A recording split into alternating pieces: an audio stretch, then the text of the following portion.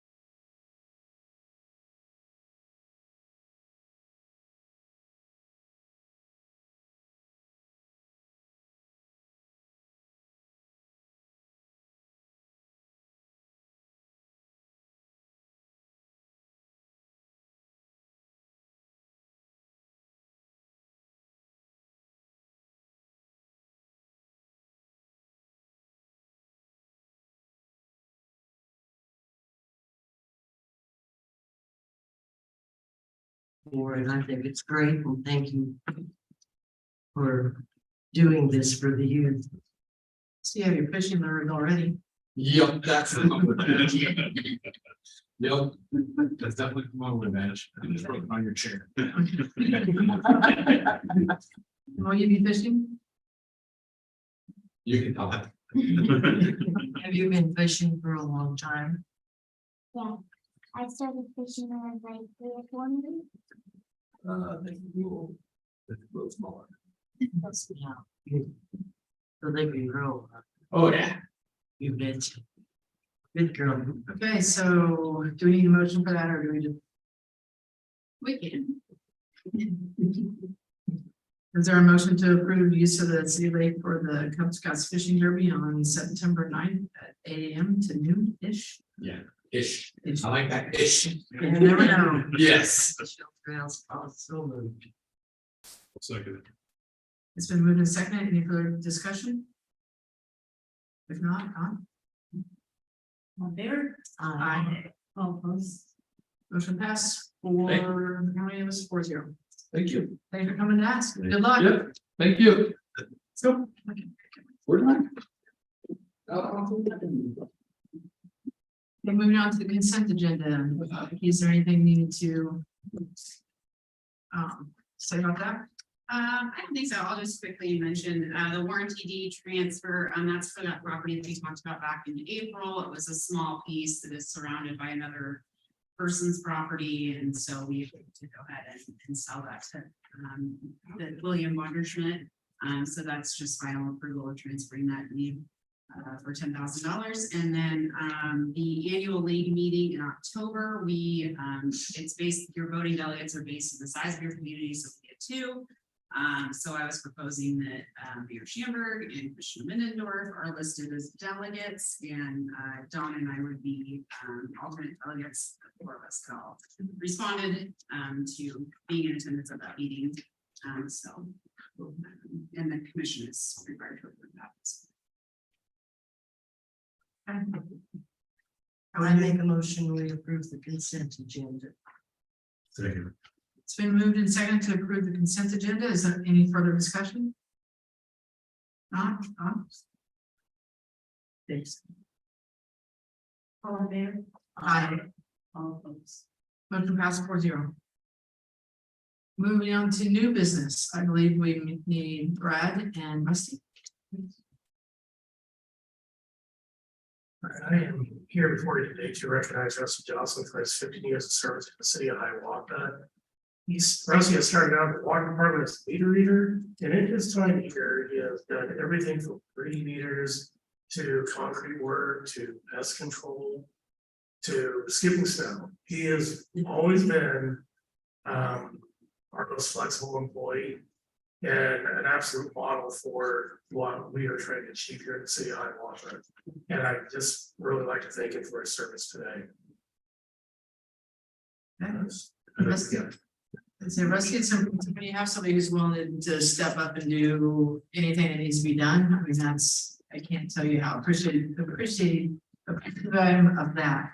Because you just never know, and it'd be easy to complain, you just go out and do the job, so it is definitely appreciated. I may have complained. You do it in the right address. That's fine. That's fine.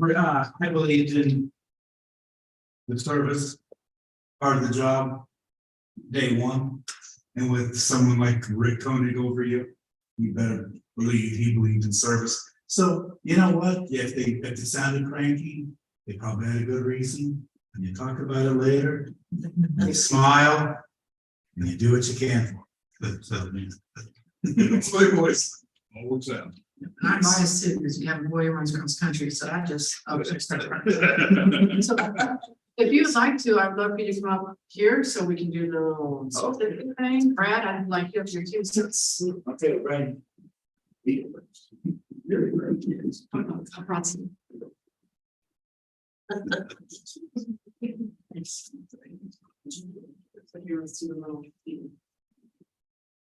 The cheese.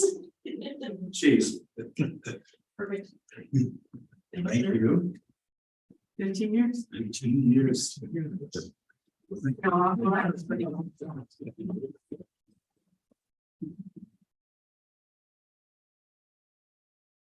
like doing the happy things. It's a good thing. Okay, moving on to number 2, the ordinance number 2119 Housing Rehabilitation Advisory Board. Becky. Yeah, so a couple months back in April, maybe May, we adopted ordinance number 2118, which created the Housing Rehabilitation Advisory Board. This is one of the first steps in applying for a CDBG housing grant. And we also just wanted to put some additional focus and kind of some resources towards addressing our housing issues here in Hiawatha. And so the original ordinance, we had gotten from another community that had gone through this similar process. And it had a residency requirement in it to live in, that members must live within the city limits of the city of Hiawatha.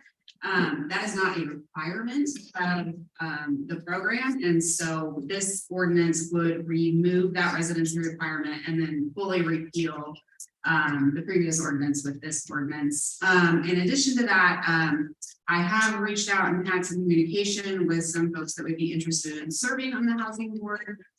The ideal board, you're gonna have contractors, maybe someone from public housing representation, realtors, bankers.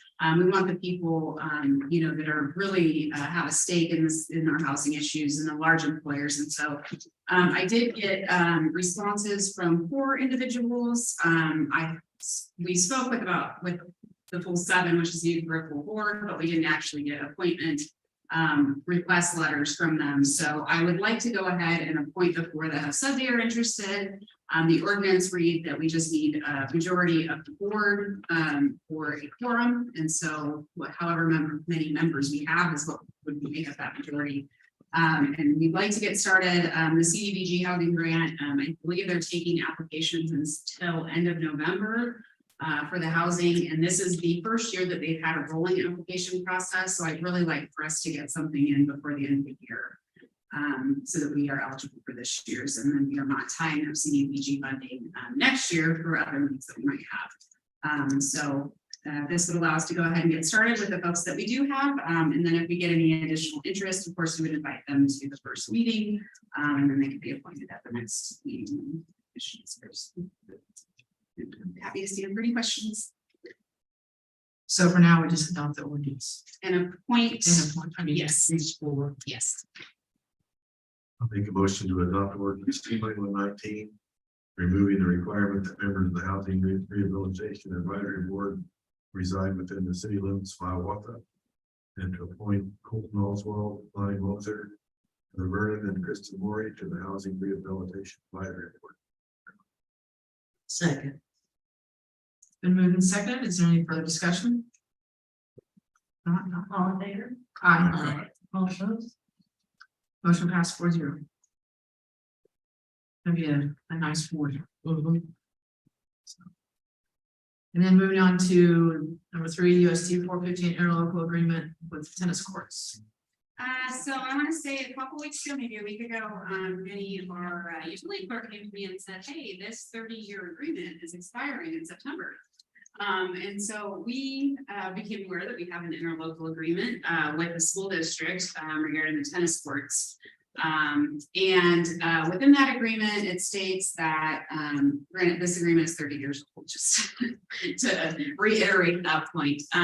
But it was also an approved agreement by the Attorney General's, which is kind of a process to go through. So at some point, there was leadership, obviously, with the city and the school district that felt that it was really important to kind of elevate the status of the tennis courts and how we operate and maintain them. I think since that time, 30 years ago, a lot of what was in the agreement maybe hasn't been as big of a priority as it was 30 years ago. And so the agreement states that the city and the school district will, we're not sure who actually funded the construction of 2 additional courts, but there used to just be 2 at one point. There are now 5. That 5th court is not even referenced within our current agreement. But it says that, that we're going to construct 2, as a group, we're going to construct 2 new courts. The school district already owned the other courts, and they have ownership of the new courts, 30 years new courts. And so, It's safe, but the city will maintain it. We have the rec department will maintain it, and then that each party is responsible for 50% of the maintenance costs. You can see from the pictures that were in the packet, it's not being very well maintained. And I don't think anyone's been, throwing a fit about that. It's not like either party is feeling like, the other is not doing what they're supposed to. I think priorities have just changed and, funding priorities change and resources are limited. And so I met with the school superintendent this morning to kind of discuss this. They don't have any, at least currently have any interest in, putting a lot of resources into refurbishing those tennis courts. I don't think that, we have the capacity to do that at the city either, obviously. So what I had kind of proposed to Lonnie is, what if we did kind of a shorter term agreement. I would really like to see us do something to seal the cracks at minimum, so that we don't have any further deterioration. Some of those cracks are literally like this, so I don't know exactly how we go about that, but maybe we can reach out to someone with some expertise in that area. We talked to Brad as well. And if we could at least get those sealed up so that we don't have any more water, getting into it and further deteriorating it. And then maybe coming up with some kind of plan moving forward. There is some local interest in putting in some pickleball courts. Obviously from the school side, that's not really, I mean, yes, the school kids would use it and everything, but the city is more of the we're the recreation and that they don't have a pickleball team or anything like that. So and their tennis team has since kind of gone away too. There's a lot of community use of the courts, not necessarily school district use of the courts. Of course, the school district actually owns that property, and so they have been maintaining the grass and the grounds around it, and then we have been just paying for the street lighting. So I think any new agreement we want it to reflect what actual practices now versus what's actually in there. But I think first step would be, let's figure out what it would cost and how we would go about maybe sealing things up. And then looking for some maybe outside funding to do something with the court. There is someone, Lonnie had mentioned that there's someone who would really like to have pickleball. I think it's something Stacy is interested in too. There's a local trust that we could apply for a grant for. So, at least start planning, like what are we doing with this instead of just continuing to let it deteriorate. So because this expires September 17th, so we don't have a whole lot of opportunity to put something together, but really, I mean, we're not maintaining it now. So if that agreement lapses, it's not the end of the world. So we would look at maybe putting something on for October, getting attorney review and all of that, and hopefully have some kind of assessment of what our options are on it. I sure would hate to see nothing done just because the city residents do use it. Yeah, We drive by and see them out there all the time using the courts, so. even us older folks there's myself and 3 other gals played 4 times a week. No matter how hot it was, and you would see groups. There was a team in the evening that 2 or 3 of the courts were playing in the evening, and then it just got so bad that everybody had to quit. So it would still be utilized. Yeah, and I mean, they're not completely lost at this point. I mean, they No. are usable, just, the condition is definitely substandard and not ideal, but I think that there are probably some things that we could do, less cost associated to improve the surface, and then also, at least have some kind of plan of what we want to do. I'd love to see the package, and I'd love to see the pickleball court too. Well, the worst cracks are along the edges, Right. Yeah, they are. at least. There are some in the middle, along the sides, but it needs repair. That's just all there is to it. And I mean, with pickleball, you're taking up a smaller court size too, so I mean, that impacts the cost. Some of those bad cracks are on the outside, maybe we can avoid some of those smaller. So for now, though, it's just kind of information. Yeah, You know, we're looking into it, it's on our radar, and we'll bring something back sometime in October.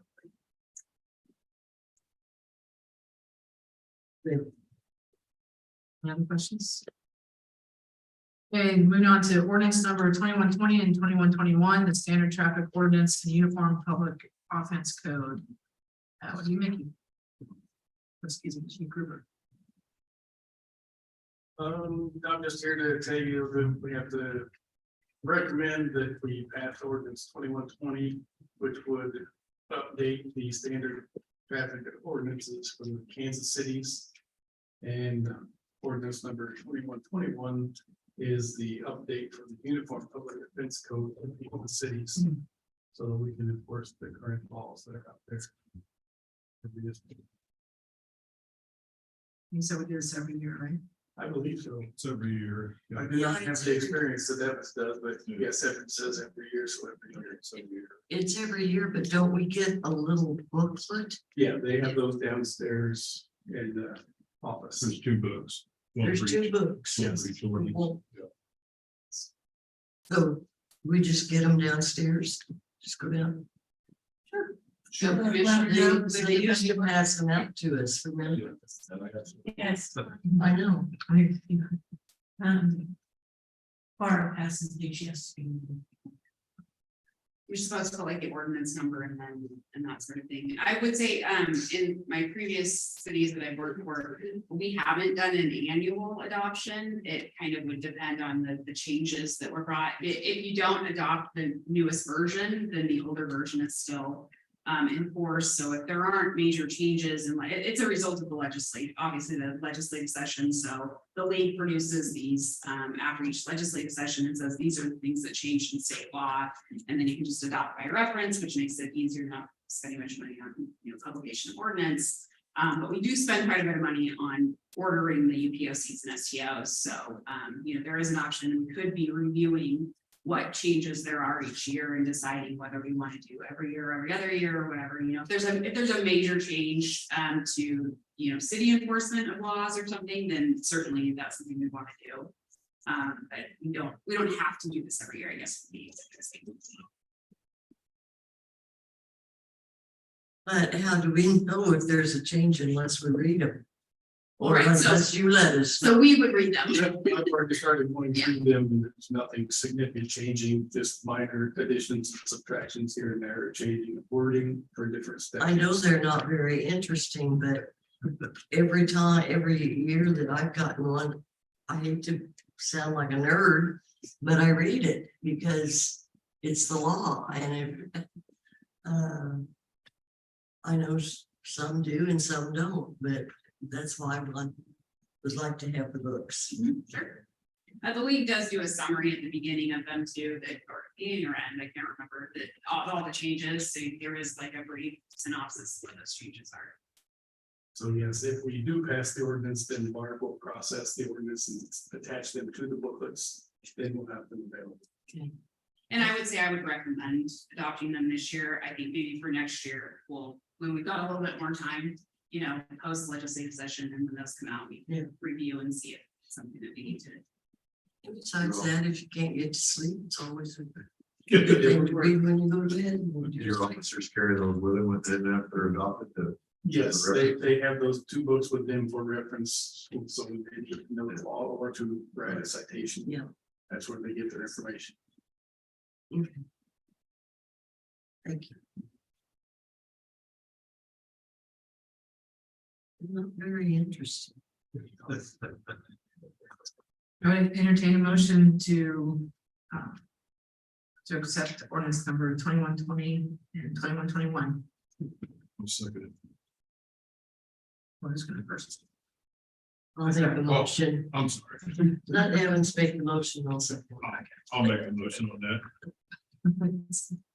It has eventually been moved in second. So you guys have further discussion. It's okay. If not, Dawn. There always has to be at least one time, okay? All in favor? Motion passed 4-0. We eventually get there. Okay, moving on to reports from staff. We have J items on my staff report. So just a reminder, we've got our special meeting next Monday at 5:35 for our budget workshop.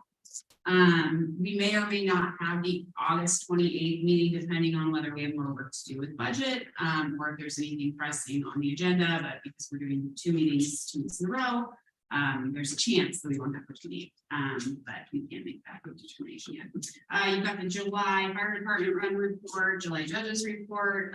Something new that I put in that we are going to continue to put in monthly is 2023 year-to-date code enforcement reports. We will be giving you a monthly report now going forward on code enforcement so that you all are aware of what actions have been done. August payroll report, and then I've caught up on the financial dashboards. We've got March through June of 2023 financial dashboard. I also added a prior year fund balance column to that report. So you can kind of see year over year comparison and how we're doing in fund balance in each fund. We've got the July treasurer's report, income statement, and revenue and expense report, and an unfortunate announcement on our moderate income housing grant application. Found out Friday that we were not awarded. There is another round to go through, and we do plan to resubmit for the next round of funding. We've been told that KHRC will get with us and kind of give us some feedback on our application and things that we could improve before resubmitting next time. I do think it was a really solid application, so I imagine that competition was pretty stiff. If you look at the awards, there's a substantial amount of money that was awarded for the ARPA MIH funds. That was something that when we initially looked at it back in when the first round came out, Michaela and I had discussed it, and it looks like they were mostly looking for loan grant combos, and that obviously wasn't something that we could apply for. They also wanted something that was very shovel ready. Back in that first round, we didn't have something that was shovel ready. I think we do now with the project that we submitted. And so we may look at, could we go after those MIH ARPA funds, and not just the MIH funds. There's more, requirements in terms of reporting and that sort of thing because of the ARPA funding, but it might be worth looking into. Again, I do think that we have a good chance to resubmit. It's a really good application and shows a lot of community partnership and that kind of thing. So I think that the competition was probably pretty stiff. So we'll definitely submit again. One more thing that's not on my list here. HAPID announced that Department of Commerce has come out with another round of HEAL grants. And those grants are available to property owners, downtown property owners that maybe they're vacant or underutilized properties, and they can bring them back to life. So there's funding available for that. I think the max project is $100,000. I know that there were a few downtown property owners that have previously awarded, that they received grants for, and HAPID is happy to help those property owners apply for grant funds. There is a webinar on August 18th that they're encouraging people on. I plan to listen to the webinar, and so hopefully we can secure some funds to work out. That's all. The question about one of the financial dashboards. I'm gonna hit you cold there, but maybe. No, you're good. The line item for sewer caught my eye that we've had over $1 million worth of expenditures already, if I'm reading this right. Which month is that? Our revenue hadn't caught up with that yet because we've got the rest of the year yet. Are we in trouble on that or? No, we're not. So our loan payments have been paid and we haven't made the transfers. Okay. So we are not going to be negative in that fund. We have a negative current cash balance and all that. So. Yeah, back that up. We made the transfers to debt service, but the loan payments haven't been paid yet, and so we have obviously revenues that are still coming in. Yeah, I knew that. So yeah, no, that's not a concern. But I mean, as we all know, sewer fund has been, a concern going forward, and we have a lot of expensive projects that we're paying for. But no, those rate increases will cover that. And, thank you.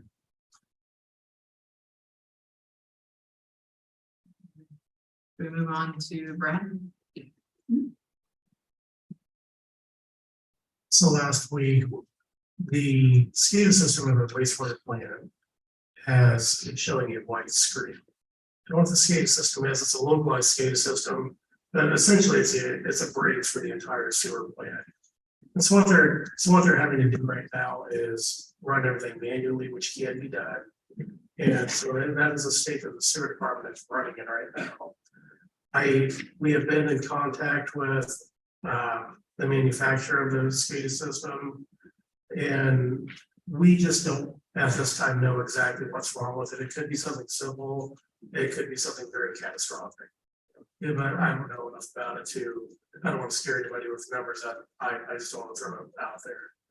And so, yeah, I just wanted to let you know that this is something that has happened and we're looking into it. And as soon as I have more information, we get back to you. You never like to hear the word catastrophic. Saying. I mean, I said, there's nothing you can do until they get back to you. Yes, So we'll hope for good news. yes, I was so too. They require more manpower around the clock to run things out there. How does that? It does affect the schedule on a day-to-day basis, and it means more time during the day while they're out there, I believe. But yeah, it for sure does affect their schedules. So then what do you do in the evenings? Just. The plant usually runs during the day for the most part, and so they're able to run that during the day and still achieve what needs to be done with the plant. And really, the whole goal of that plant is to keep the bacteria that we want to keep everything alive, because the plant's like a living organism. And so we have to keep that bacteria alive in order for that plant to operate, the way it's supposed to remove the nutrients, things like that. And so they're able to achieve that during the day, which is when they were able to monitor it before. And so for the time being, that this, of course, going forward, we for sure need to figure out what's going on with the SCADA system and get it addressed and fixed. But for right now, we're just happy that we can't do that. Because the big fear was, and I talked to Dominic this morning, his big fear was when this happened that we wouldn't be able to do that. And so we're not in a dire situation right now, but I mean, obviously for, the sake of our employees, and we for sure need to look into getting this fixed. Talking about the sewer candidate, but get the blowers installed. And stuff like that. That project actually started today. And so the company that's coming up to install those showed up today, and they were able to build an A-frame over the blowers themselves. So they're able to pull those up and actually get the work done. And so they're working on that today. They expect that, I believe, to be done this week. I don't think they're expecting that to take them a long time to do that work. So hopefully that gets done this week.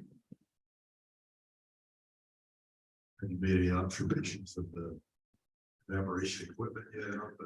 I have made some observations, the evaporation equipment, and it works, the evaporation equipment is working as it should, but unfortunately, since the day that we installed it, we've had about a foot of rain. And so although I observed, we had a little bit of a dry period after we installed it. And it was observable, and you could see that we were evaporating those lagoons. But then it started raining, and we've lost all that was getting. And we've probably actually lost a little bit more, but I feel comfortable with the fact right now that those are there, because I know it's not gonna rain like this forever, I hope. And I think that they will be effective. I still believe that at this point.